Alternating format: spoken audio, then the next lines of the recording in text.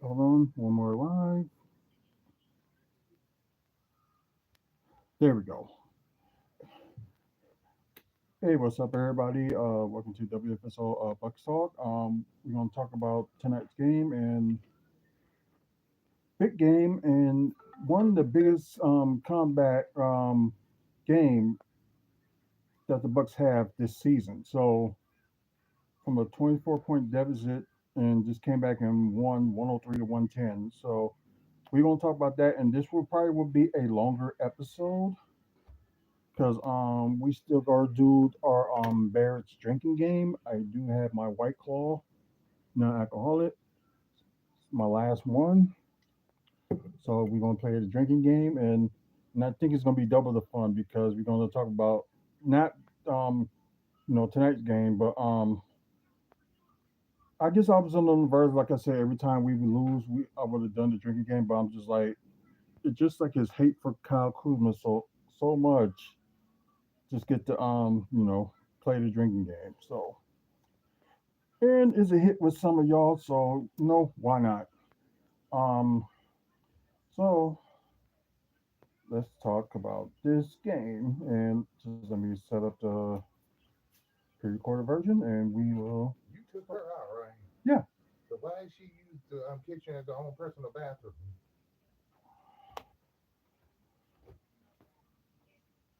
Ivy, sit down.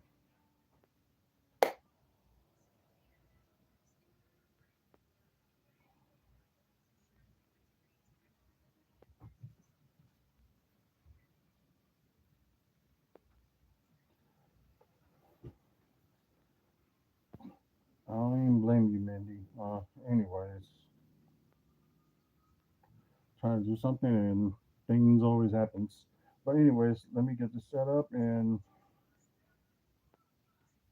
okay. Let's go to screencast. Let's balance this a little bit.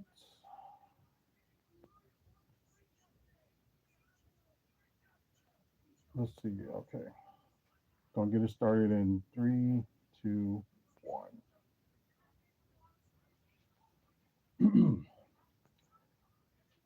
Hey, what's up, everybody? Welcome to the WFSO Bucks Talk. I might as well just call this like a special edition because not only we going to talk about the Minnesota Timberwolves and Milwaukee Bucks game, my two favorite teams in the NBA, Milwaukee being number one. Um, So not only we gonna talk about that, and as I was telling people from the live, we're gonna do like a double episode of the Barrett's drinking game. Um, let's say I got my White Claw that's not alcoholic, so if any of y'all want to play along like the drinking game, hey Mike G, what's going on?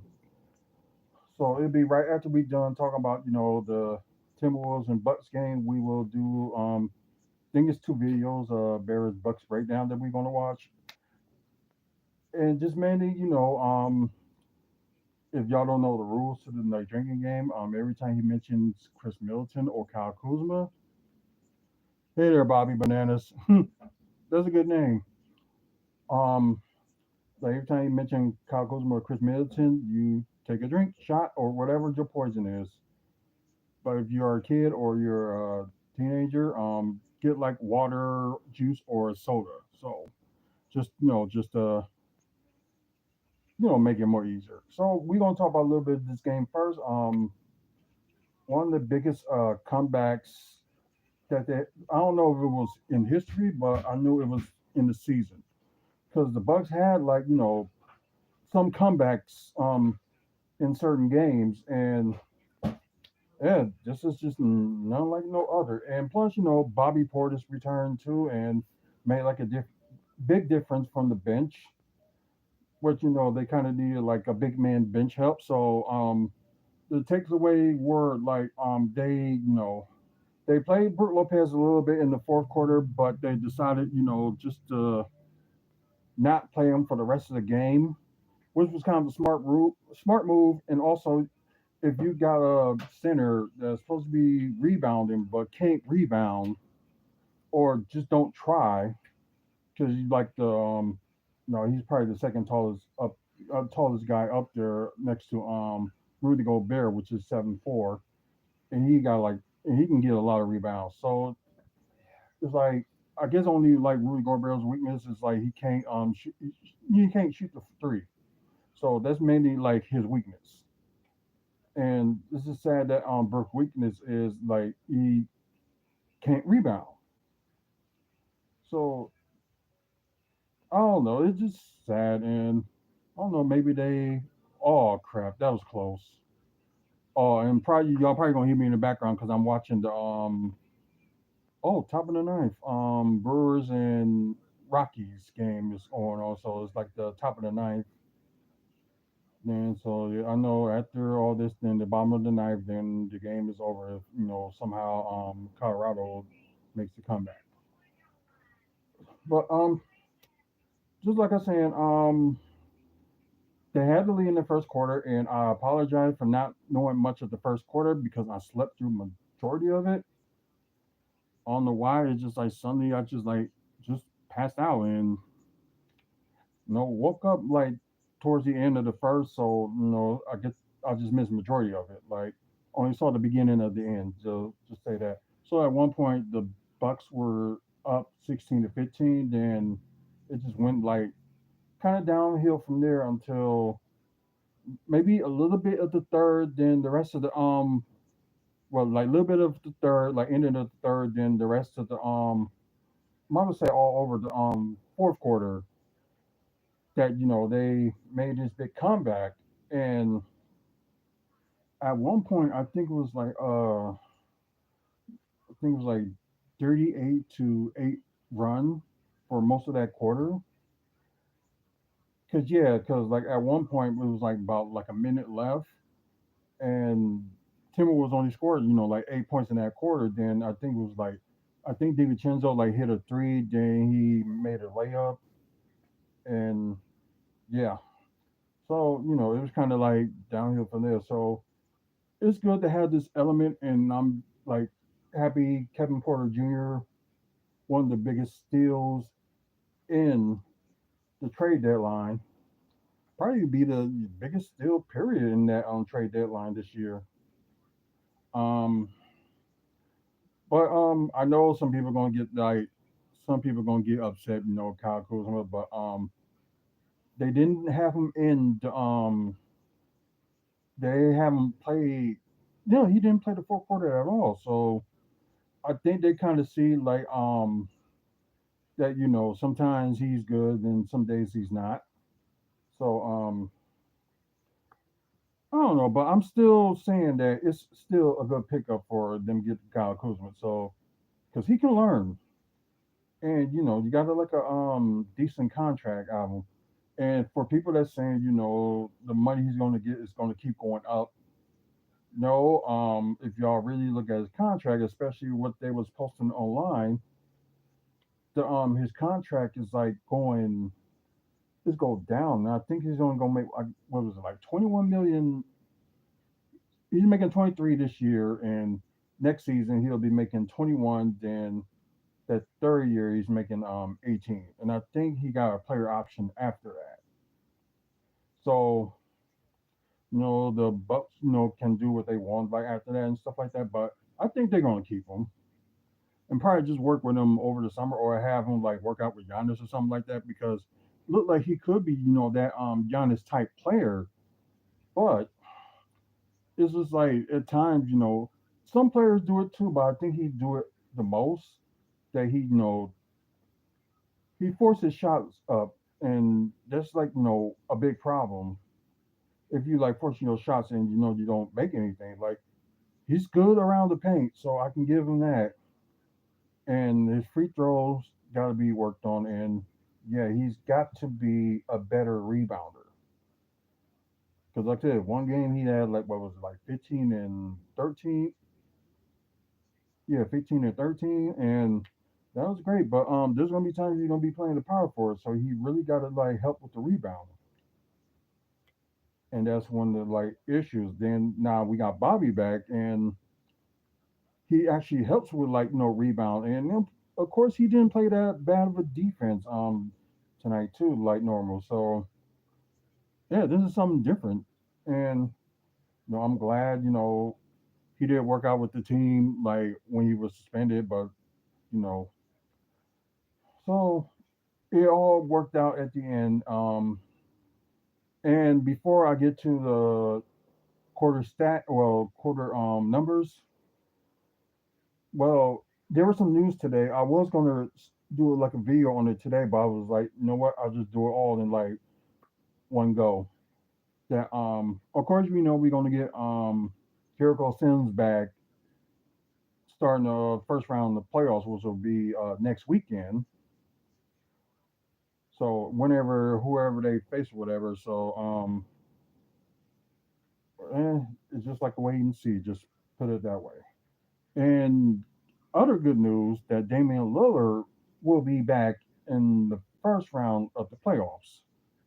So whatever treatment they did is working, and I guess if they catch it right away, they can just I guess get rid of it real quickly. But they said having a love cough on your calf is like very difficult to the one on your shoulder, like Victor Wembanyama got that took him out for the rest of the season. But yeah, but I think it's like they just called it like enough for Victor Wembanyama that it had to be rest of the season to take that. And then I don't know if it's got something to do with height and weight, but this is one of those things that you ain't gonna know just yet. But anyways, that's good news. Had Damian Lillard back in the like playoffs, and also Jericho Sims like a good rebounder and somewhat of a rim protector, like in block shots. So and plus quicker than Brook Lopez. But anyway, let's get to these quarter status. I don't know why I said quarter stats. I'll just say like scores, quarters, not quarter numbers, I should say.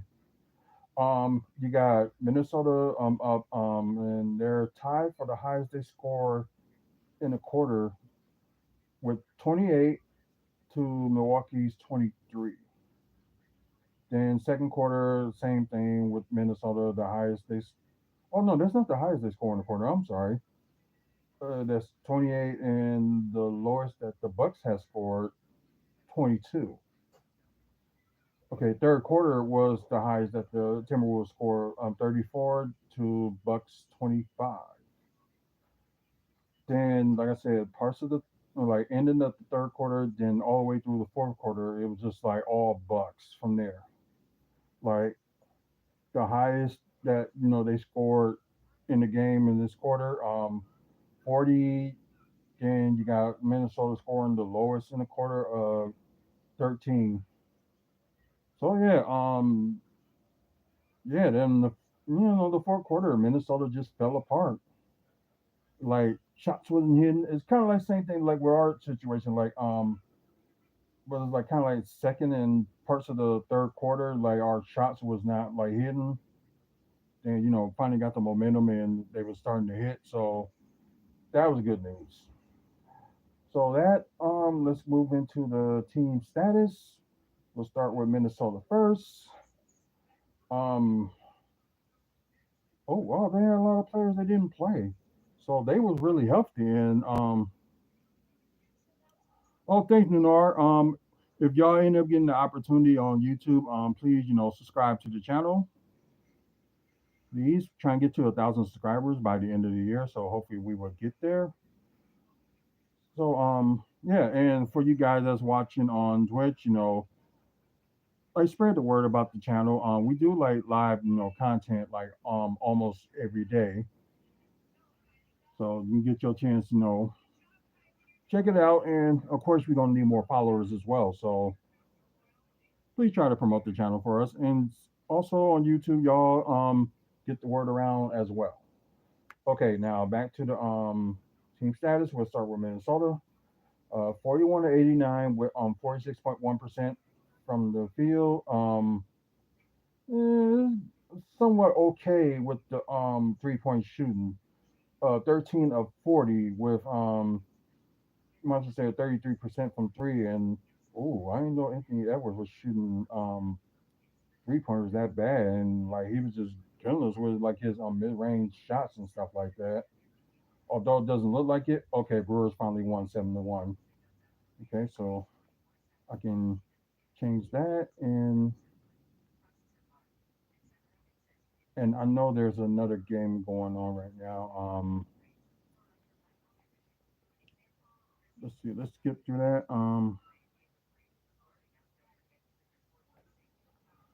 How can you do like gaming, like playing Willis or Fortnite, and you can make money to try doing the gaming or do whatever you want? Um, yeah. I used to do that. Like I can like play my game on my phone, and also people can when I do a video, it could be like on the laptop at the same time. That's one way you can do it. Like have it record, then play it. Or if you talk about like like with the Xbox, PlayStation, stuff like that, that is out of my field at the moment because I still at to this day don't even know how to do it. Because what I just do, if I do it live, I just like turn the camera around and I just like start talking and just show the screen. So that's just simpler for me to do it like that. But there's other ways that you can do it too. But there's also YouTube videos that you can look up that will help you with that as well. So just like put down like how to streaming while recording a YouTube video or a Twitch video at the same time. So but Twitch is a little bit different. I think you got to set it up in different ways. And YouTube, I'm not sure how to do it, but it's just like this mainly you just gotta just look for videos that says YouTube videos on recording gameplay or something like that.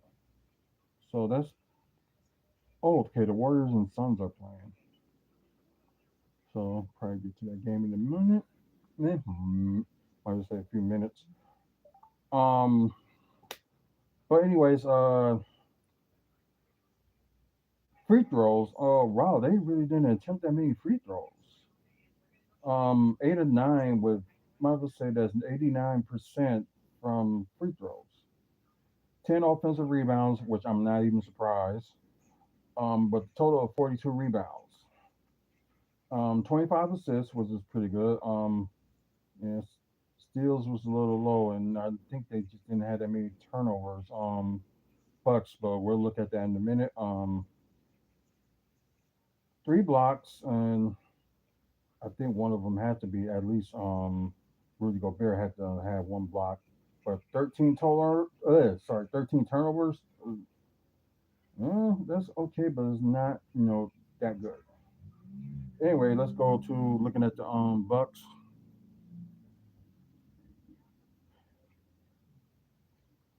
Oh, okay, you already know, but yeah, I know, but there may be certain gaming that I probably would do. I gotta figure out how I can get it back from my phone to like record the video and stuff like that from the laptop because I did it at one time and I know I can do it again. I just gotta look for the app on my phone. So like gaming wise for like Xbox and PlayStation and stuff like that, that I don't know how to do. And when I try to look for like do that, it just got very confusing. So yeah. Um. Anyways,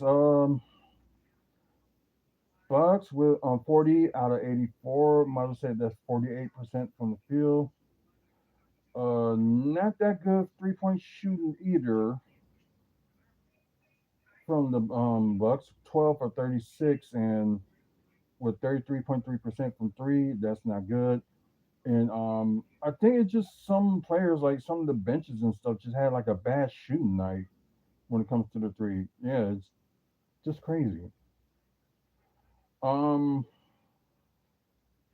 but like I said, kind of insane. 18 25 from the free throw was 72%.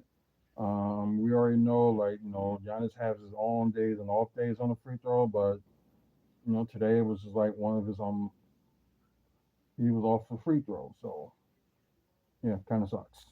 Um, wow, that's a big improvement, especially having Bobby Portis on there as well for the rebounding. 11 offensive rebounds. So why don't you do like challenges? Like, what you mean by like challenges? Like explain, like, because that could mean anything. Um, like I said, I'm glad the 11 offensive rebounds, so that's pretty good. Run offensive rebound over Minnesota, but they did get out rebound by Minnesota by like one rebound. Um, 27 assists, which is pretty good, and most of it does have something to do with Giannis. Like I said, if you start doing passing like the ball and rely on your team, you would get somewhere. And it got him these wins as of late, especially like his third straight triple double. So yeah, 8 steals, which is pretty good. Thank Kevin Porter Jr. for that. Only 2 blocks, and we know it wasn't from Brooks, so I guess we can toss that to the side. Um, Only 11 turnovers, so not too bad. Oh, you talk about like playing like Call of Duty or something like that. Don't get me wrong, I love Call of Duty, but me playing it like through like showing it and stuff like that, I have no interest in that, and that's not me. I do things that I'm passionate about, like with basketball.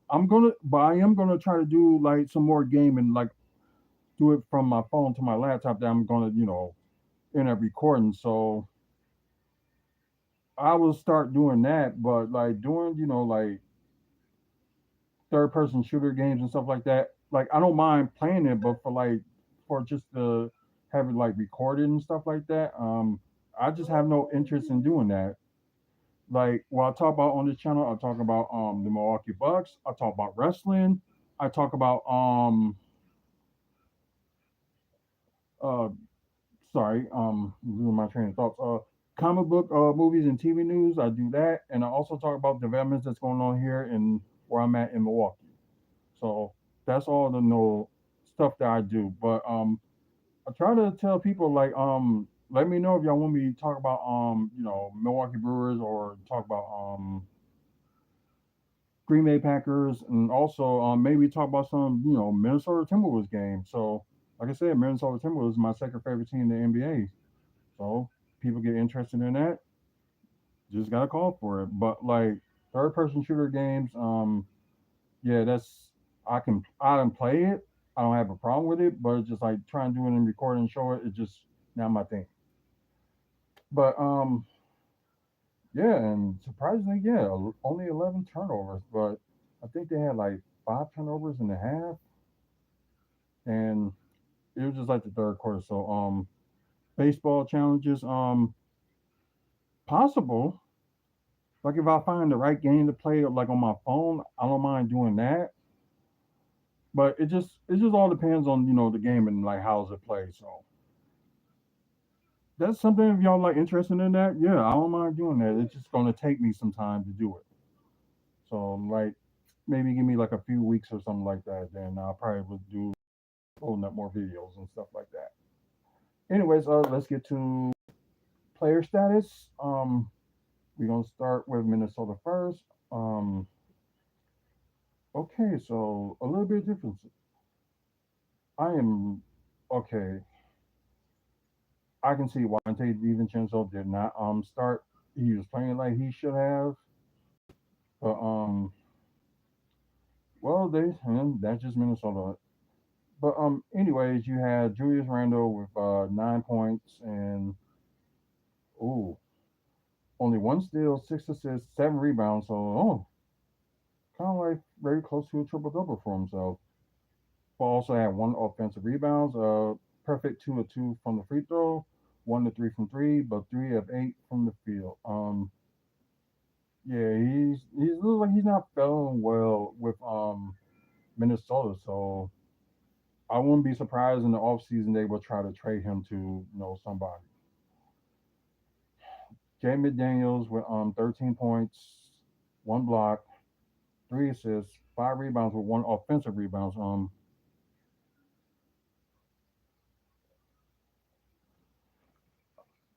Are you talking like wrestling?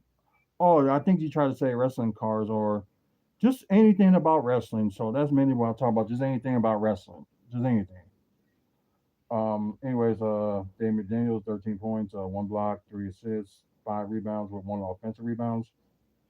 Just 1 of 1 from the free throw, 0 of 3 from three, but 6 of 12 from the field.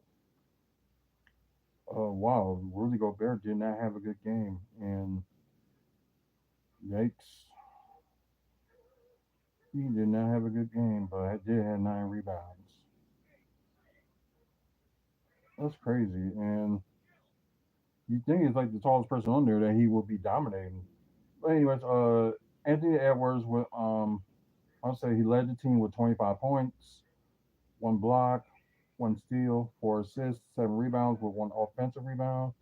Perfect 3 of 3 from the free throw, 2 of 11 from three, and 10 of 27 from the field. So not that much of a good shooting night for him. Um, yeah, there's two people that's worth talking about from the bench. That's Naj Reed and their six man and Dante DiVincenzo. Both did very well in this game. Who got the lowest plus minus? Okay, that would be Mike Conley. Ouch. But anyways, you got two players from the bench that got the highest plus minus with +7. So that's both Nas Reed and Dante DiVincenzo. But Nas Reed had 17 points, one steal, 3 of 6, 4 rebounds with one offensive rebounds, 3 of 7 from three, and 7 of 12 from the field. So probably gonna turn this on a little bit. So you'll probably hear this and me talking at the same time. So 7 of 12 from the field.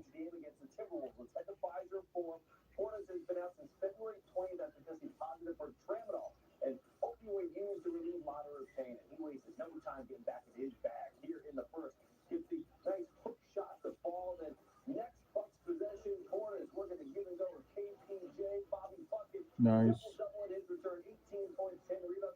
Oh, 18 and 10. Okay.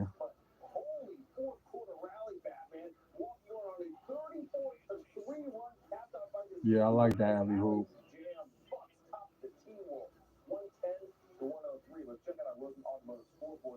Nice. Yeah, no kidding. Yeah. And I'll listen to you later because have you talking on the Buck channel. But anyways, Dante DiVincenzo led the bench with 24 points, two assists, 3 rebounds with one offensive rebound, 0 of 1 from the free throw. So that's unlike him. 6 of 10 from three, but yeah, he was hitting his threes. Probably was like the only person on the team that was hitting their threes. But also had 9 of 15 from the field. So yeah, Marvin say he like used to playing in Milwaukee and did get a ring when he was with us. Although he was injured like most of the playoffs. Um, but yeah, everybody from the Bucks from their starting well their big four. Then you got like their bench actually contribute to this game. So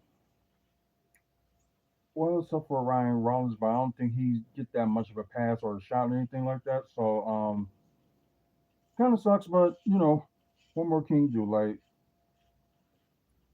when he's like getting more playing time and stuff like that, we'll see. But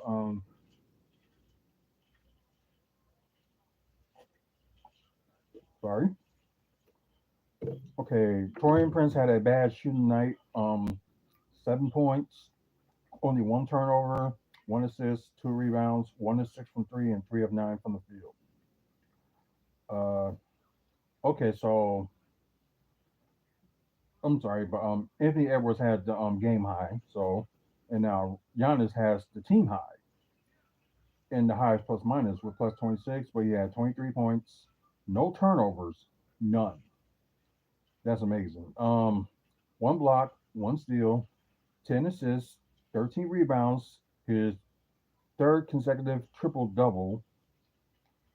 So yeah, that's something. Especially that big game that he did against Philadelphia. That was a big one. Who had 30, 20, and 15. Yeah, that's huge. Um, Anyways, he had three offensive rebounds, but Portly shot 4 of 11 from the free throw. Sorry, 1 or 2 from three, so not too bad. And 9 to 15 from the field. So yeah, they was just at him all game. So that's probably why came good. YouTube. I give you tips like gaming or something, but whatever you want. But I can give you tips, make you a future gamer. I'm o- I'm okay with like being a gamer because like although I haven't played anything much as of late except for what's on my phone, and I've been playing games since the regular Nintendo years. You probably don't know how old I am, but yeah, I'm just say I'm middle aged, and my birthday will be coming up 2 weeks from tomorrow. Um, but yeah, I'm already a gamer. I just haven't played that much as of late except for games on my phone. Um, Anyways, let's keep going. Kyle Kuzma actually didn't do that bad, but he just didn't play enough. Only 25 minutes, but had like 10 points. But he doesn't have the lowest plus minus, so can't get him on that. But anyways, he had 10 points. But yeah, you can get him on turnovers because he had the tie with the most with three. 4 rebounds, so that's something you got to get a little bit better with. Only one offensive rebound, 2 or 2 from the free throw. So free throw guy, at least it was good enough today. 0 2 from three, so whatever, but 4 of 8 from the field, so not too bad. So not much to complain about, and pretty good. And Burger Lopez, supposed to be our so-called second option, and it looks like second or third option is from our bench. That's crazy. Anyways, Burger Lopez with 10 points, but had the lowest plus minus with -18. 2 turnovers, 1 assist, and like I said, the rebounding is the problem. Only have 2 rebounds. Uh, 2 of 5 from three, which is okay, and 4 of 9 from the field, which is okay as well. Okay, okay, and I can just turn back to the other game and see what's going on with that. Where is it? There it is. Um, our bench, although Gary Trent Jr. had like a bad shooting night, but he didn't do that bad, and so did AJ Green. So all our bench players, really scored a lot. So let's just get to it. Bobby Portis on his return had 18 points, a plus minus a plus 10, 1 block, 2 steals, 1 assist, 10 rebounds. So a double double with 3 offensive rebounds, 2 2 from the free throw, 2 of 6 from three, but 7 of 15 from the field. So not too bad. Thanks. I appreciate that. Let's see. Gary Trent Jr. with 7 points. The plus minus half is plus 18. 4 assists, 2 rebounds, 1 of 1 from the free throw, 2 of 6 from the three, and 2 of 8 from the field. So yeah, he didn't have a great shooting night, but minutes kind of step up a little bit.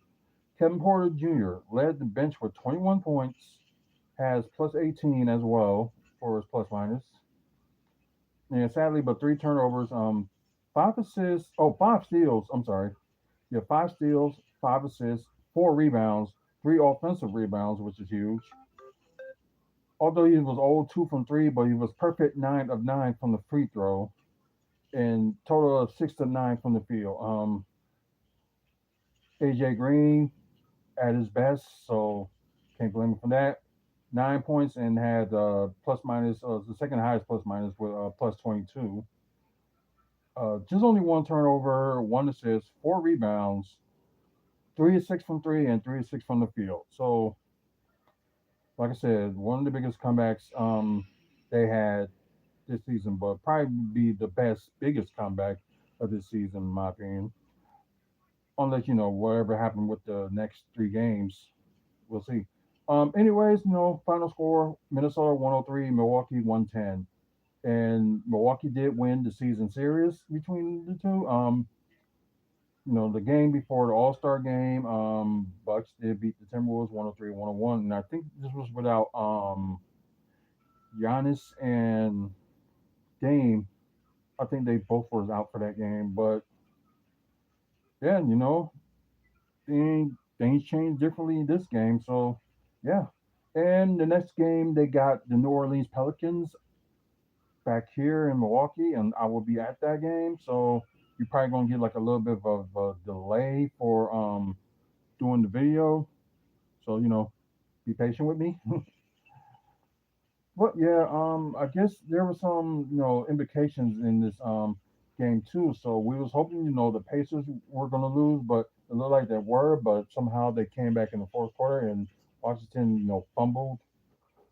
Right now with the third quarter is Warriors over the Suns, 86-54. And I think if the Suns lose this game, they probably will be eliminated from the playoffs or play-in. Um, Halftime, Spurs down by two against the Clippers, 52-54. Obviously, Memphis beat Charlotte. Now, a surprise, 124-100. Um, Although Chicago did have the lead earlier on, but Cleveland came back in the second half. So Cleveland won 113-135. Like we mentioned, the Wizards lost to the Pacers 98-104, which kind of hurt our chances a little bit to try to get that fourth seed. Uh, Atlanta lost to Orlando 112-119, which this probably be like the preview of the play-in tournament for the play-in part for Atlanta Orlando. So probably by the end of the season they might have to face each other for like the seventh spot. Um, let's see what else. Looks like Brooklyn did beat New Orleans 114-119. In overtime, Boston beat New York. So when the games between Boston with New York between Boston and Cleveland, they are I think they said they 0-8. Oh, thanks, man. I hope you have a good day as well. Um, but yeah, Boston beat New York in overtime, 119-117. Oh, thank you. I appreciate it. Uh, then the Thunder beat the Lakers, which was earlier on that the Lakers were, had the lead at one point, and this OKC came back 136-120. So not gonna go through stats, but we are gonna go through standings. So we're gonna do that before we start this drinking game. So we're gonna do that in a bit. But yeah, I can move my camera back. There we go. Let's start with the East first, and of course, the East. We know who's not gonna be in it, but we know who's gonna be in the play-in, and looks like we know who's gonna be in the playoffs in general. So Cleveland, finally won the game. Of course, they mother say they clinched the conference and also clinched the division. Boston also clinched the division, won their last three. New York, of course, clinched the playoff berth, lost their last game. And wow, this could be interesting between New York and Indiana, but I think New York has the tiebreaker. if that's the case. So I guess Indiana gotta hope they lose like all three games, and Indiana wins like three games. So it's gonna be crazy. But for our point of view, since we're in the fifth seed, we just gotta hope that the Pacers lose their you know have like a big 3 game winning streak from this point on. Yeah, 3 game losing streak. I mean, if they do, Bucks most likely could get the fourth seed if they win the next 3 games, which I'm pretty confident that they will. Then Detroit, lost their last two. I think if Detroit lose like one more game, I think most likely, and Milwaukee wins their game on Thursday, most likely But then again, the final 2 games will be against Detroit anyway. So at least they win one game, like they win New Orleans and beat Detroit on Friday, what would be their final back to back of the season. They will still have the advantage over Detroit. So this would be interesting. Anyways, you got Orlando Magic won their last three. Of course, they're in the play-in bracket. Atlanta, of course, lost their last game. They're in the play-in bracket. Chicago lost their last game, or they're tied with Miami for the ninth, with Chicago, I guess, having the advantage. And Miami, of course, won their last game. And of course, Toronto, Brooklyn, Philadelphia, Charlotte, and Washington eliminated from playoff contention. And Washington Wizards, I think they got the second lowest. Yeah, they got the lowest. I forgot. I can't remember. I forgot the color. That's bad. Well, yeah, they got the lowest record in the NBA. So mostly they called them that, and they lost their last three. And Philadelphia, wow, they lost their last 12. Yeah, that's huge. So they probably got to go back to the drawing board. Just put it that way. Um, like we said, the Phoenix and Warriors game still ain't over yet. So things may change. Um, Oklahoma City Thunder, of course, clinched the conference and clinched with the right now. Yeah, they got the best record in the NBA, right? Yeah, they do. So, and they're gonna probably gonna end up having that regardless if they end up losing, next 2 or 3 games, something like that. I think they still would got it. At least if they win one more, they'll still be there. Houston, of course, clinched the playoff berth, but I don't think they clinched it. Oh yeah, because Oklahoma and Houston are in the same division. Lakers lost their last game. Denver lost their last four. They're tied with Memphis for the fourth. So for Memphis and Denver, it could go either way. With Memphis winning their last three, Clippers winning their last four, they're in six. So, oh wow, if this was over today, it'll be the LA matchup, which we all kind of wanted. And at one point, we was hoping these two would like face each other in the finals, but that didn't happen. They end up losing to Phoenix, and it was the Clippers and the Suns. So in the Western Conference Finals in 2021. So Clippers or Suns that we end up facing, it would have been good either way. Um. Anyways, Golden State Warriors. Okay, of course they lost their last game. They're tied with the Clippers right now. So I think if Golden State does win this game, it looks like they will. Um, Most likely Golden State will get that. I think they'll get that sixth seed at the moment. And of course, Minnesota. Of course, they lost to us. Um, Kings won their last three, which most likely, I think there's no way that the Kings are going to pass, the AFC. So they most likely will be in the play-in. So we're just going to see, how that goes. So, like I said, most likely if Phoenix lose tonight, most likely it look like it, they'll probably be eliminated from playoff contention. Then you have every single person from third to 10th that will be in but some in the playoffs, but the rest four will be in the play-in. Dallas lost their last two, and yeah, because there's no way Dallas or Sacramento is going to end up passing Minnesota or Golden State. So there's no way. So right now it's just a fight between the third seed all the way through the eighth. So yeah, it's that tough.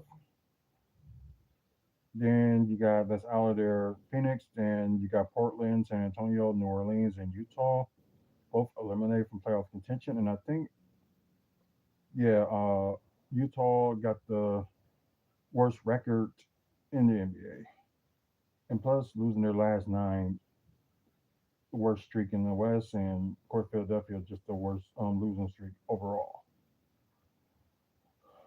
So without further ado, we're gonna do this drinking game, and like I said, got my White Claw.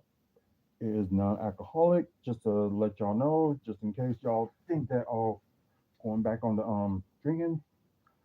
Okay, so the video we will watch first will be the Sing Kuzma home. So this probably gonna end up being like a lot of drinking. The way he just hate Kyle Kuzma, and plus some reason he's probably gonna end up mentioning Chris Middleton at one point. So let's just go with it and go from there and see what happens.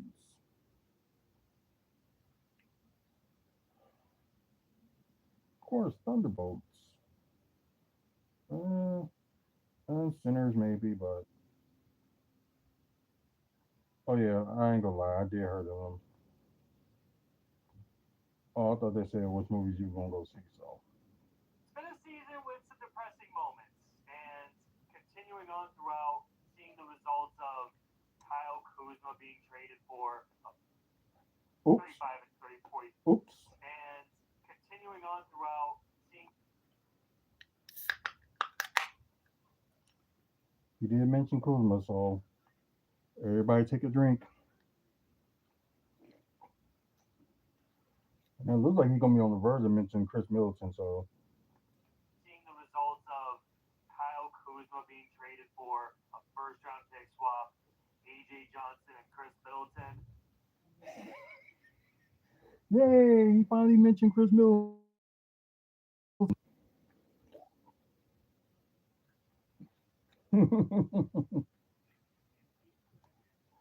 I'm sorry guys, but yeah, drink up everybody. And let me just wind the screen. Boy, is that depressing, but there's a lot of times where it's easy to forget about it when you see the greatness of stinking Giannis.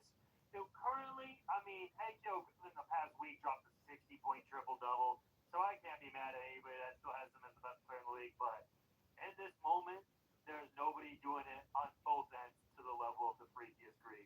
36, 15, and 10. Yeah. This level that Giannis is at right now, it's up there with any point of his career since Dame has gone out for the Bucks, and that's mostly been a one-man team as of late. But today, it went from a one-man team. And KPJ said the Heat are like kind of a competitive team. They're out Hero, they're out Wiggins, but they're not like who the Bucks just beat the Sixers. So he's gonna need a little tiny bit of help, and I'll make it a two-man team now. And KPJ comes in, flamethrowing, knocking down a couple threes, 12 rebounds, getting the loose balls, 8-9, 24 points, 12 and 8 off the bench. I mean, he got 40 minutes, but still, KP can't forget the And J don't forget it was sweeping stinking overtime. J. Like at this point, something I talked about at the beginning of the game before we knew Kuzma would be as awful as he was. Shout out to Dog for at least benching a fourth quarter in overtime. But at this point, knowing Kyle Kuzma had the worst on-off numbers on the worst team in the league, shooting 28% from deep, Mention Kuzma again. Drink up. 42 from the field, 65 from the free throw line, and seeing how as soon as he left the Wizards, they've been almost a 500 team. Seeing that now he has the worst on-off numbers on the Bucks, still shooting poorly on the overall season. He's ranked 242nd out of 257 players in terms of assist to turnover ratio. It's basically just 1-to-1. And with all that being said, with him throwing at the side of the backboard 3 times today, 1 time at the top of the backboard, and basically doing it like 2 or 3 times a game, it's just some cost fallacy that's keeping him playing significant minutes for his team. Like, he's clearly a liability on the floor, but he's still starting because he's going to get paid $23 million next year. And like I said, 21 million. Chris Middleton and a first-round pick swap. Mention Chris Middleton again. Ain't that something? I would never thought you would mention him twice. Then again, Chris Middleton is his favorite player. So I'm sorry, but who got the better fit out of that deal? I would say both teams because you got AJ Johnson that is balling out of his mind. Then you got Chris Middleton, which is out for the rest of the season and was out since the beginning of the month. So, like I said, once again, who got the better pickup? And but it wasn't a pick swap. They got the Bucks pick swap, but the Bucks end up getting this year's second round pick, which I found out it was number 47. So yeah, because what they said is like the Bucks may end up getting oh, I forgot his name, Tom Chamber Troche. Yeah, I can pronounce his last name, but I forgot his first name. I can't believe I forgot about it that fast. But the story was on Instagram, and I did see that. So, but then again, it's like looking once again like why do we need another guard? Like, if we end up keeping the same like roster and stuff like that we do now, but maybe they'll decide what we'll trade away Pat Connaughton and we'll resign Gary Trent Jr. Resign Ryan Rollins, resign. I think Kevin Porter got a player option, so now I think excuse me. I think it's either a team option or a player option. But if it's a team option, most likely the Bucks will keep it. AJ Green, no, he ain't going nowhere. But yeah, but I am liking Pat Connaughton as of late. So yeah, I think he probably just learned from like his own mistakes and like trying to be like a better player. So he probably just knew that he had to change his game a little bit. And as of late, yeah, it's been improving. So I do give Pat Connaughton that. So, but although he's playing great right now, and of course he's hurt with his I think he had an ankle injury after this Heat game. But I wouldn't be upset if they decide trade him, or I wouldn't be upset, or I won't be like be like happy or anything like that if they decided just trade away Pat Connaughton and try to get somebody better. But Jericho Sims, they really need to keep him and sign him because I know he's a free agent.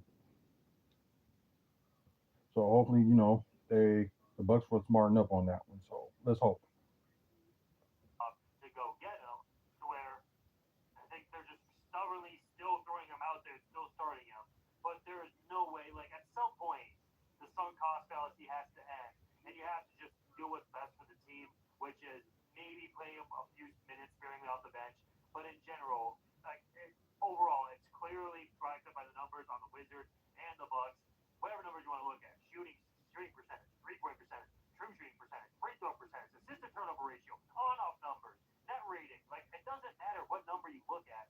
Watch the game throw that side of the backboard. Like, he's just terrible. He's the worst player in the league. To where there's been debates on Twitter of like,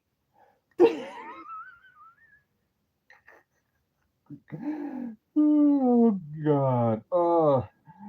Worst player in the league. Because you going by numbers and he's not even last in that category that you mentioned. Like whoever's last on that one, although he's on the bottom, but he's not the last one that's you can say that's the worst player in the NBA. Believe me, I've seen worse. Sean Respert. You pay attention to the Bucks in the '90s. Sean Reshford, y'all probably would know who he is. If y'all don't, look him up. Bucks did drafted him, and I think it was like '97, I believe, and he was noticed for being a great 3-point shooter on that two seasons that the Bucks had him. No good. That's a freebie, but no good at all. So, anyways, look him up. Like KP Junior Rollins in the starting five. Who's supposed to one that needs to be taken out of the starting five? The starting five should be I'm actually okay with Kyle Kuzma in the starting lineup because if y'all look, he does, help is good with like the ball movement, but it's at times when he's taking in from himself, he get good looks, but he like I do agree he does like do like circus shots and stuff like that. It's like, what are you doing? So I agree with that, and I think that's probably happened with something of an injury that he's like kind of scared to like focus on like on his shots and stuff or like just layup. So this is like I mentioned earlier, he could be as good as Giannis if he was if they work with him on the off season. So if they end up working with him in the off season and he end up being better, that would be good and an improvement. But everybody said that about Dame. They was thinking that that was one of his worst seasons in the NBA, which is really not. But for the Bucks wise for Damian Lillard, last season and this season, he's one of the greatest second options that we have. And Giannis, one the best first option. Sorry, but I had to say the best first one over Kareem. Because like I said, only Kareem won play like what like 5 6 years in with the Bucks. But yeah, Giannis played longer and like an overall player, like a two-way player, like can play defense and play offense. And sometimes his threes will go on, but I'm just glad that he's not shooting as much threes as he normally would. So, you know, attempt 2 or 3 3 pointers a game, and that's it. And yeah, just be happy with that. But I'm sorry, but Kyle Kuzma is not the worst player in the NBA. KPJ, Ryan Rawls, Better Call Rawls, Torian Prince, the freakiest Greek, Brokeback Mountain. That's the starting five. And then we can have a debate when Dame comes back. I think it should be Dame, Rawls. Though, well, maybe they'll do something different. Maybe if they end up starting Torian Prince over Kyle Kuzma, then they have Kyle Kuzma come off the bench. I'm okay with that because I think there's like Torian Prince at times has like some on and off games too, so he's not the only one. But like I said, we did like that Saturday with the steals with 5. That's crazy. And I think he did it twice.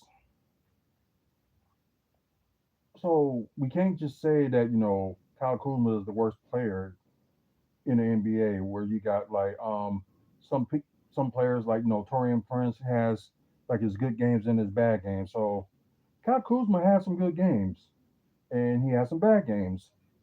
That happens with everybody, every player. Especially if you saw like today's game where Giannis only scored like 10 points in the all 3 quarters, then scored 12 in the fourth quarter. I think he's no, I think it's like 15 in the fourth quarter. So I done forgot his stats already. No, no, 12. Yeah, yeah, it was 12 because he ended up having 24 points. No, no, no, 14. I'm sorry. Just had to recalculate that. So apologize. But I'm sorry, but he just Kako doesn't have his good games. He have his bad games. Like I said, just like any NBA player. So maybe all the numbers says that and stuff like that this year, but there are some games that he has some good games. it's just like you just choose to ignore it because you're looking at his stat numbers, and sometimes stat numbers ain't always telling what the person did in one game, like or two games. Like might had like three. Let's see, he probably had like I know he had a lot of good games and some bad games. I understand that, but exactly 9 points ain't that bad.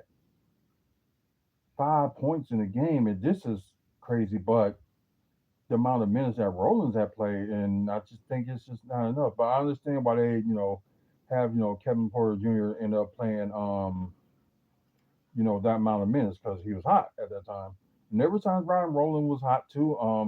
Like I said, like although he only had 5 points at that game, but 2 or 3 from field goal, 1 or 1 from three is actually not that bad. It's just he just don't get enough opportunities, and I think he deserves more opportunities. Like with great of a shooter he is, but some people look past that. And yeah, I was upset with this. Andre Jackson Jr. only played 3 minutes, although Sunday's game he played only 6. Then today play absolutely nothing. How are you not gonna play one of your best defenders in it on the team? I don't get that. I really don't. Rollins, Torian Prince, broke back mountain. DPJ the six man, he could come off and when he's playing like this, get 40 minutes off the stinking bench, get 35 minutes off the bench. But like, let it be a little wild card for teams to not know what to expect, coming off the bench. Um, but yeah, so for this team, basically, it's a team that's not very good that the Bucks are going against. Like I said, no hero. They're 35 and 30, 43.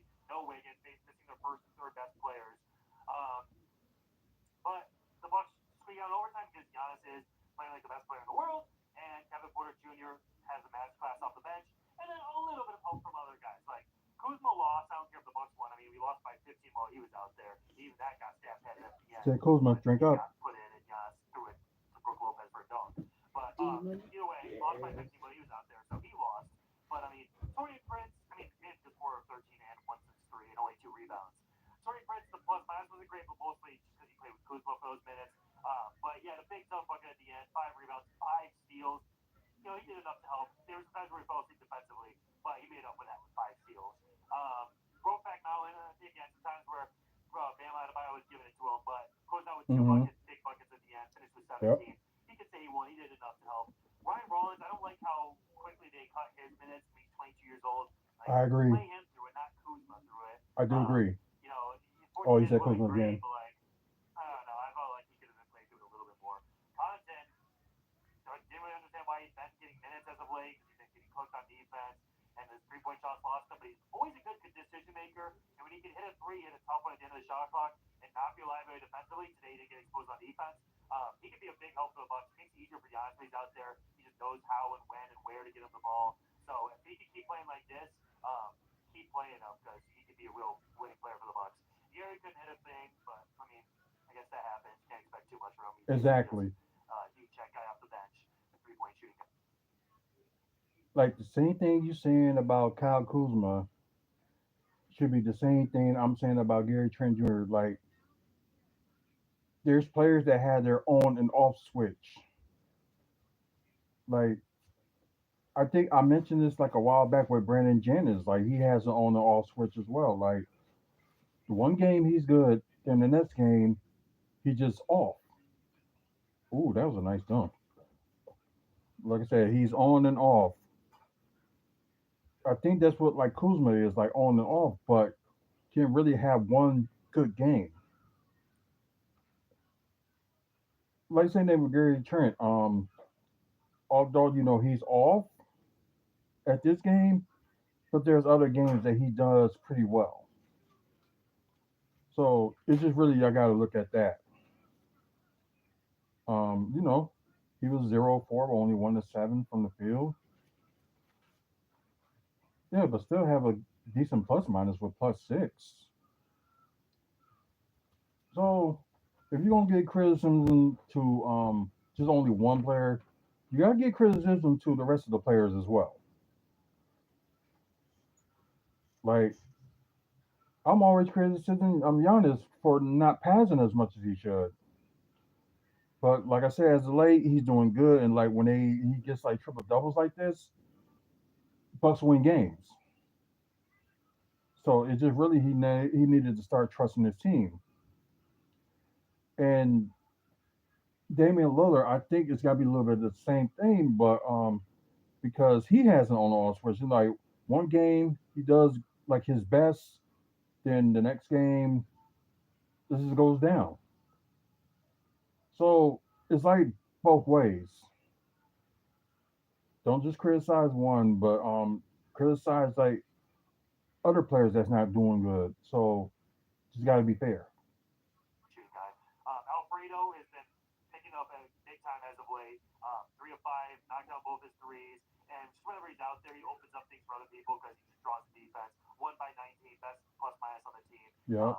Not not a coincidence. Generally, his plus minus is pretty good, even when he doesn't play that well, because he helps when he's out there. He makes fine decisions. He's not a liability on defense, and he draws defense. So I would say outside of Gary and Kuzma, everybody played somewhat of a Kuzma. role, but really the impact was from KPJ and Giannis. And it does worry me that you need it. A bunch of guys that have decent contributions, like Connaughton to play well. You need, like AJ Green. Like you need a bunch of positive contributions, and you need a KPJ masterclass and a Giannis masterclass to win, squeak it out on the road against the Heat, who are the 10th seed, without their best player, their third best player. That worries me. But at the same time, Bobby's about to come back. Dame, there's hope that he could come back. And Jericho might be back up for the playoffs too. So Yeah, it's not like the he Bucks are will fully be. healthy either. But even so, going against the Heat, fully not fully healthy, would like to be able to take care of them with a little bit more reach. Like Giannis and KPJ. Master stinking class. Let me know what you all think. Drop a comment, hit that like, and subscribe if you want to do. Okay, now we're gonna go to his. Okay, he did just put up today's. We'll do that another time, but we are gonna do the game before that one, which is the Pelicans one. So look, I overcame Kuzma. Oh god, this is great. So okay, let's play that, and we're gonna be done for the day. So, which of these brands have you seen online via advertising for recently? Um, Macy's and Amazon. So the Bucks without Giannis, Dame, Bobby, Jericho, and Pat Connaughton are able to squeak it out against the Pelicans without DeJounte Murray, Brandon Boston, Jordan Hawkins, CJ McCollum, Zion Williamson, Jose Alvarado, Trey Murphy, Kelly Olynyk, Herb Jones.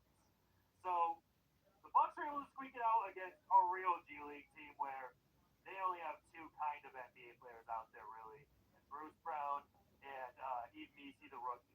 Where for the Bucks, well, four solid players, 4 or 5 solid pieces, but still some real NBA players, and so we're able to squeak it out at the end. So, up. I forgot Kyle Kuzma did score good in this game, and don't have the lowest plus minus, which I know he might end up pointing that up at one point. So that's why you enjoy the drinking game. But moving on. Honestly, at this point of the season, where you need anyone you can get, with the Bucks being down all these guys on the road, you're gonna take the W any way you can get it, and a lot of positive contributions today.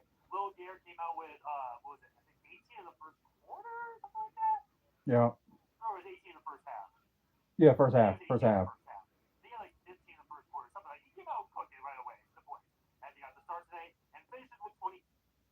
I apologize, guys, but just give me a moment. I will be right back.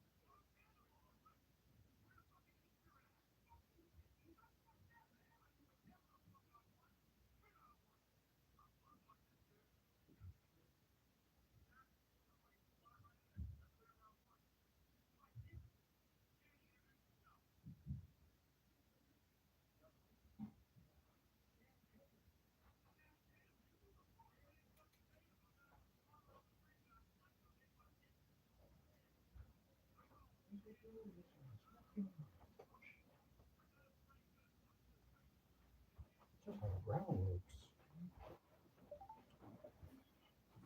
Apologize, guys. I'm back, so let me try to sit right.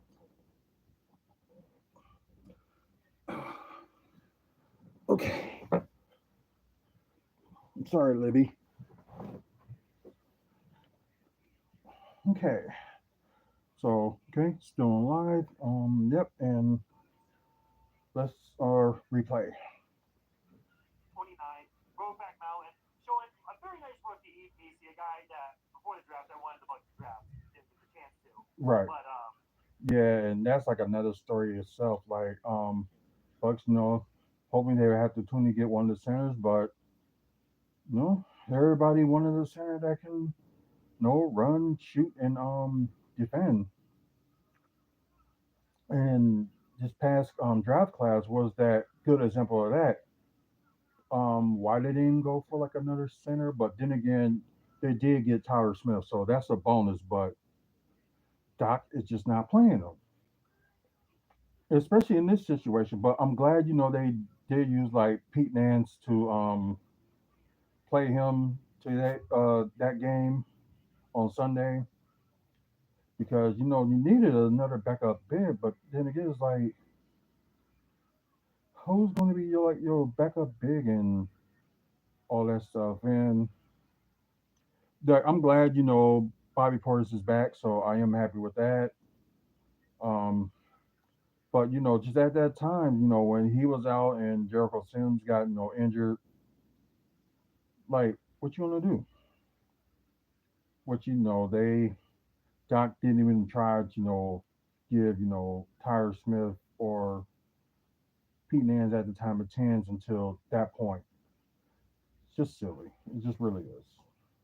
that was the number one guy I wanted in the draft. I thought he would have been a good third big man, kind of play what Jericho Sims' role is now. And Yep. I mean, he had 18 and 12 on Brooke Lopez, but Brokeback Mountain showed him what a veteran big man looks like.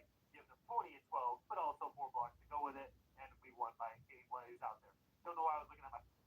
I don't know why Brook Lopez can't like rebound like that all the time. It seems like it may not be like you have no choice but to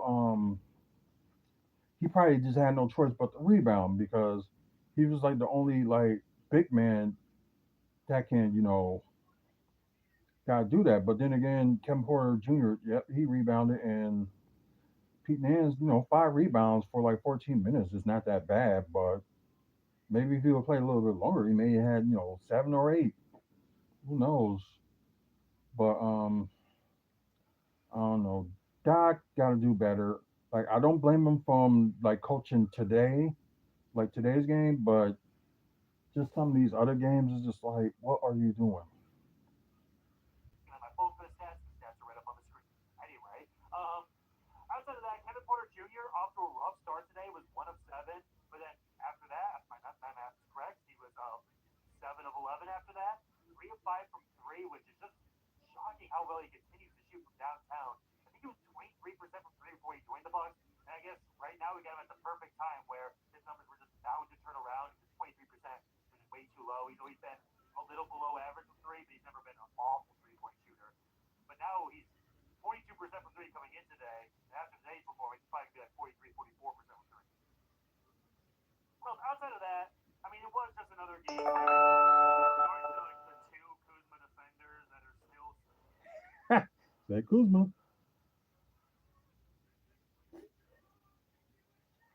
I may be a Kuzma defender, but I'm not an idiot. It's just like I said.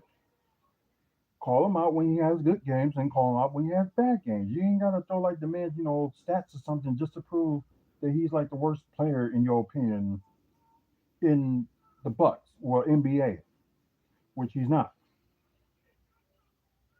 Like I said, everybody's gonna have their on and off games. So we just got a player like Giannis, like a once of a generational player that is like most of his games he's on. He got an on switch. Then there's some games, a few, and it's an off switch. I'm just saying, Don't just call him. Don't just call Kyle Kuzma off. Call everybody else out too. Just it's just silly. Like I said, young generation. Though somehow left. I really just think they're just like Chris Milton haters that have somehow Yep, translated that. yep. He said Chris Middleton. I didn't think he was going to say it, but of course he is going to say Chris Middleton haters. Oh my lord,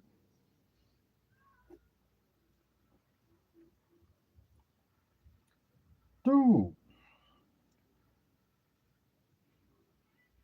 I know some of us saying like Chris Middleton should be traded sooner, but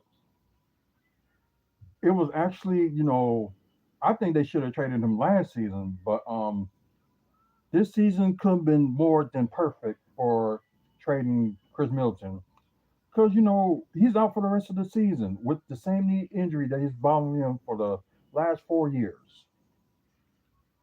So I'm sorry to say this, but I think next season if Chris Middleton accept that player option, that's it for him. He's done. No more. Chris Middleton, I'm sorry, he needs to retire. Because like I said, if you're not like that much of an athletic person and you're not gonna be able to have your injuries heal as quickly as a person that's very athletic. Like of course, I'm not mean like you can run and all that stuff, but it's like if real athletic, like you can get like a lot of rebounds and stuff like that, and you know, of course, shooting is one thing. You gotta be, able to, jump to shoot the three and stuff like that. But I'm sorry, but you can call me a Chris Middleton hater all you want. But like I said, I don't hate Chris Middleton, but it was just that time. It was just time for Chris Middleton to go. Like I said, last season I would have done it because how you gonna say Chris is like one of the best shooters in the game, but he only if y'all because I did a video where I showed y'all his stats. He don't talk. That's the thing. He can talk about Kyle Kuzma's stats, but he doesn't talk about Chris Middleton's stats. He's only talk about the games that Chris Middleton did well in, but don't look at his stats. He only had like 3 seasons where he only scored like 20 points a game. Otherwise, it'd been like 19, 18, or like his lowest this season was like 13. And the season before that, it was 15. So shit, yeah, he had his on and off games, but still, like, and I'm grateful that he helped us get the championship. But I think I always say this, but you can't act like that the dude is a savior for the Bucks.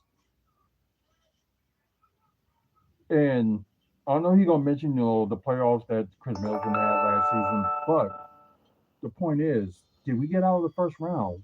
How he played? No, because it's not just one player. It's got to be a team game. Like I said, generations before me, like, well, I'm gonna say like my generation, it was Michael Jordan and Kobe Bryant for like the '90s and the 2000s. It was like people want to be like Jordan, people want to be like Kobe, but they don't know like the fits the game. All they do is dribble and shoot. So yeah, so all generations like had it bad, but I think this generation, I'm not including my son because I think he's a better person than some of these peoples in this generation that's out there now. But I'm sorry, but Barry is like living proof that it's just like not a. But then, yeah, like I said, all generations we have people like this, and it just proves like the trend is not going to die. Probably the next generation will be maybe worse than him or anything like that. So it's like one of those things. It's just a wait and see. Back to acting like Kuzma's good. But again, just another game where we have to overcome. Say Just Kuzma. we just have to destroy the teams when he's out on the floor because even the games we win, almost every time we're negative with him on the floor. We're now since he's become a Buck. The minutes that he's played, the Bucks have lost by 34. The minutes that he hasn't played, the Bucks have won by 109 points. If my math is correct, that's 145. Wait a minute. Dumbass. They still won. They still won that game. And like I said, with today's game, like he had like 10 points. That's still a double digit number. You ain't got like Torian Prince that did not have a good game in that game either, but only like 3 points.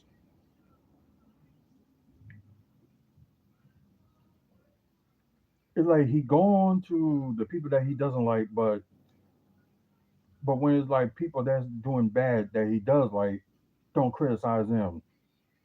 Like seriously. I think that's 143 points win. The Bucks have been 143 points better when he goes to the bench. And it's just not a coincidence. I mean, even They today when he still came into the won. playoffs and ended up with 17 points, he had four turnovers. It should have been like five or six. They were letting him get away with travels left and right. Like that dude was taking three, four steps going to the rim. And just the decision making, his lack of defense, falling asleep on defense consistently. Okay, defense and is okay. I'm not saying it's horrible, like he's saying it. And yeah, like I do point out that Kyle Kuzma does have problems with his decision making. But I'm sorry, but this number 8 or 13, like his decision making on certain games is not that bad. I think it's come to when with real pressure on him, and I think that's what it is. He just got like pressure because like, and plus he used to just being that number one option for the Wizards. So that's something he probably gonna end up have to change. This offseason, that knowing that he don't have to be the number one option. He's gonna be either the number three option or the number four option. So there's nothing wrong with that. But according to him, it is. Like that would have been a double digit win if they sat him too. Honestly, they should have just given him the rest. But I mean, the Bucks were able to go on a 13-0 run as soon as he went to the bench in the fourth quarter, take the lead, and end up winning. And that ended up being the story of the game, just basically having to destroy them when the non-Kuzma minutes, where if the 18 minutes he did play, the Bucks. Kuzma again. Drink up. And I gotta plug this right quick because I think the other phone is about to die. So, oh yeah, no, that's the wrong one. Here we go. This is the right one. So y'all give me a second. Uh, I see some like movements. So just bear with me. There we go.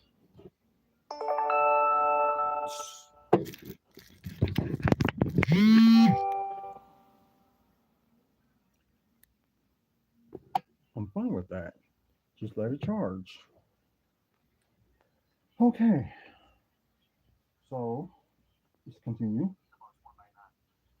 Outside of that, AJ Green, nothing crazy off the bench, but always He was good okay. Yeah. spacing. Had the best plus minus on the team because that type of shooting gravity helps out the Bucks in spacing.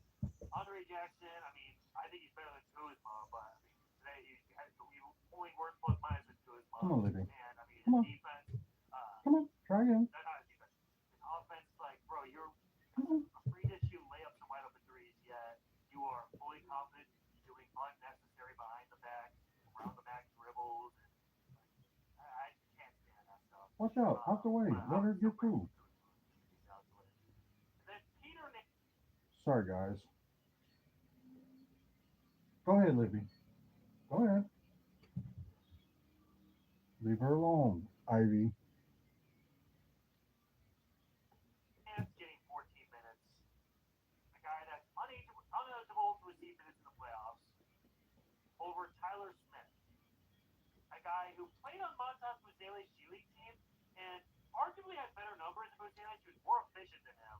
Like he was had pretty good numbers in the G League. He's like 6'9", 6'10", can hit a three, athletic, plays hard, and for whatever reason, even against the super young G League team of the Pelicans, couldn't been given minutes from Doc Rivers over Peter Nance. Well, okay. Some would agree that they should have played Tyler Smith, another 6'10", 6'11". So some places got him at 6'11". So and other places got him like 6'10", 6'9". So don't even know what to believe at the moment with his height. But I just saw him at one point, and it looked like he almost as tall as Giannis. So he maybe 6'10" and a half. So let's just say 6'10" and a half.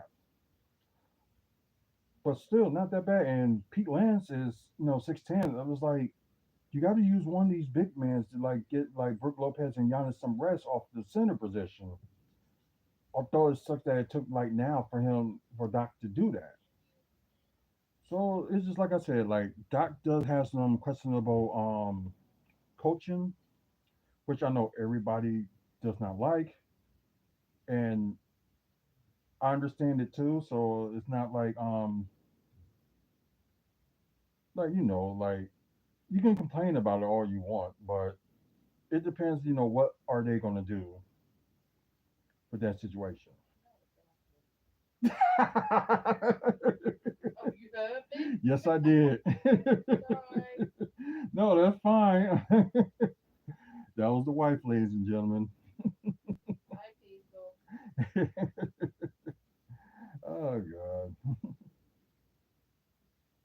same Doc Rivers who could never find any type of minutes for AJ Johnson, who's now True. playing pretty sneaky well for the Wizards when he gets a chance. Still not perfect, but like enough to say, hey, at least when guys are injured, you can give them some minutes. And for Doc, when Jericho's out, when Bobby's out, and Giannis is out, still refuses to play Tyler Smith any minutes. I agree. I agree. But Kuzma, who has the worst on-off numbers for the Wizards, the worst on Drink up. Said you said it again. I'm just glad you don't drink alcohol anymore. You get drunk every I time probably you will be go. drunk every time you mention Kuzma or Chris Middleton, Does he need a napkin or something? from all his tip writing. So probably so. But it's just like I was saying, like on this game this past Sunday, that Kuzma did good, and he still complains. Like his, plus minus is a -5, but you got Andre Jackson Jr. Although he didn't play enough, has a -7. You have Pete Nance, that's a -4. So he just gotta stop. He just really does gotta stop. worst on-off numbers for the Bucks, Well, continues to get 30 plus minutes tonight. Just wow. Um, After that, Ryan Rollins almost threw the game at the end. It was like let's 15 go seconds have to go. The something, Bucks guys. were up six, and he just threw up a floater. Then they hit a three, and ended up being a 3-point game. Then Gary missed some free throws where really got the heart beating for a second. So that was like some Kuzma level dumb stuff. But outside of that, he had a Kuzma good again, total. drink up. He was actually good outside of that. 5 of 15, not great, but I liked him being aggressive outside of that one shot. And flirted with a triple double, 7 rebounds, 10 assists, with a plus 11 out there. For me, I would start him going into the playoffs. I said it earlier today. My rotation come playoff time would be something like this: Dame at the one, Rollins at the two, Torian Prince at the three. Rollins and Torian Prince, like they might get. I would maybe would just play them 20 minutes. But I would start them during the game to see how they do, because I like Torian Prince to shoot threes and Ryan Rollins out there with Dame and Giannis. I might be the negative Nancy for him, but doesn't matter. I will still put Kyle Kuzma at the three regardless. Because although it's plus minus like -5, but there will be some games he will be doing very good. And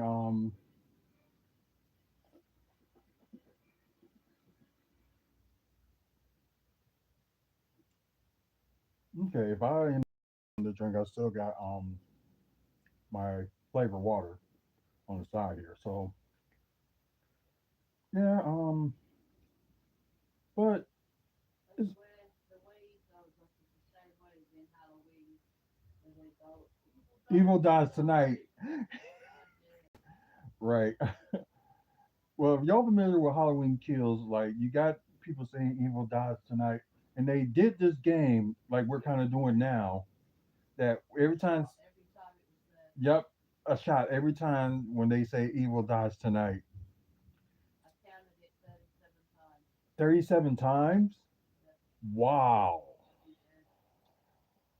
See, somebody will be drunk off their mind and probably pass out in the middle of the floor. He'll be dead. Yeah, especially if we, with this game we playing right here, do like two videos and you mention, Kuzma or Middleton, you'll be drunk off your butt too. So it's just insane that the hatred for this guy, and think people like have a hatred for Chris Middleton. No, it's not a hate. It's just like we know when his time is up, and it's time to do something about it.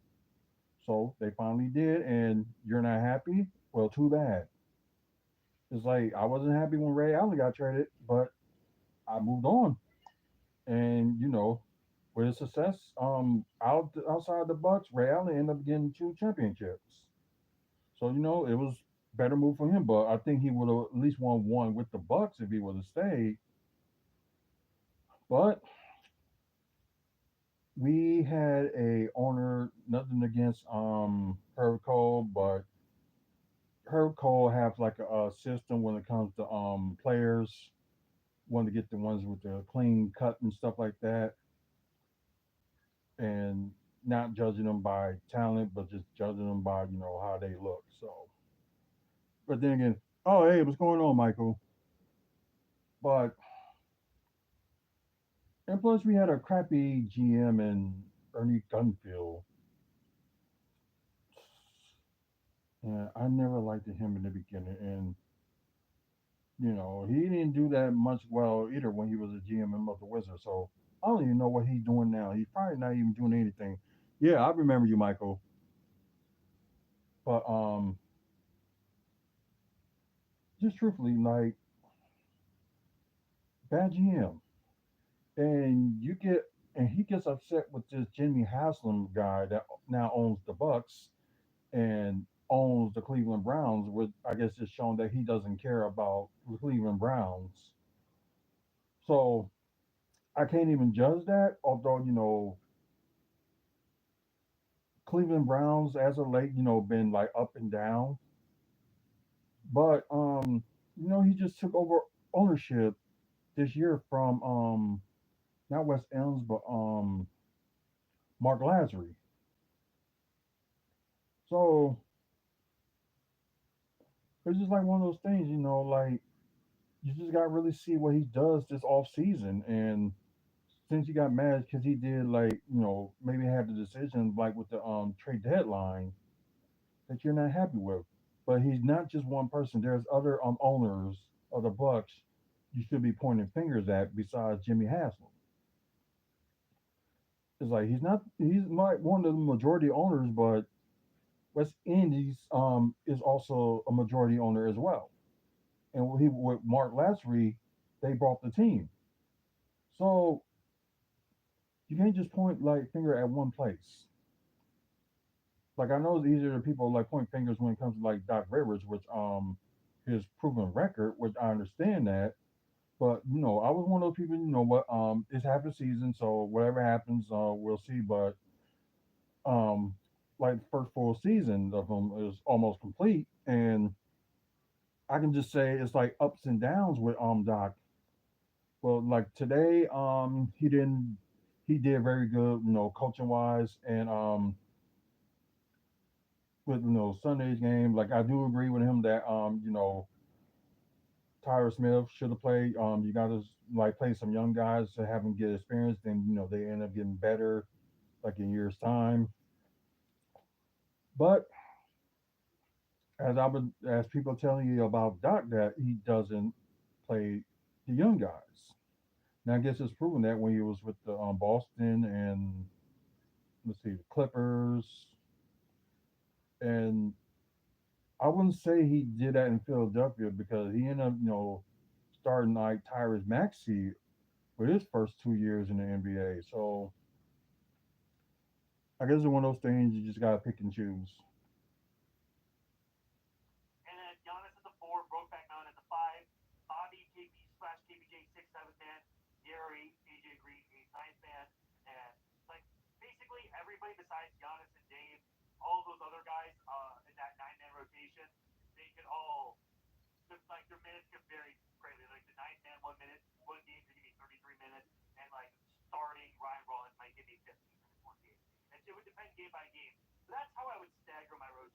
Jericho Simpson's the 10th man. I'm Brady just maybe take big minutes in the game where Brook Lopez is too slow and getting exposed, and then in games where Brook Lopez is solid, not playing him at all. And so that would be my rotation. Ryan Rose goes to the bench today, which I could definitely justify. Which we are glad you're not a coach or a GM in the NBA. So, because using your best players gonna be horrible, but you can try to use like some young talent and see what they do. I don't know. Just some people just don't think. What I would start definitely Kevin Porter Jr. with Giannis out. The only thing maybe I would have done differently would have been still bringing Gary Trent Jr. off the bench. That probably would have been the wrong call. Gary Trent Jr. ended up with 29 points today, so I can't be mad at that decision. Seems like a good decision to change starting five. When Giannis comes back, if Dame's still not back, I would just personally move Kuzma to the bench and have Kuzma. Kevin Porter Jr., Ryan Rollins, Torian Prince, Giannis, and Brokeback Mountain. But that's just me. Let me know what you Yeah, want. that's just you. Drop a comment, hit that like game.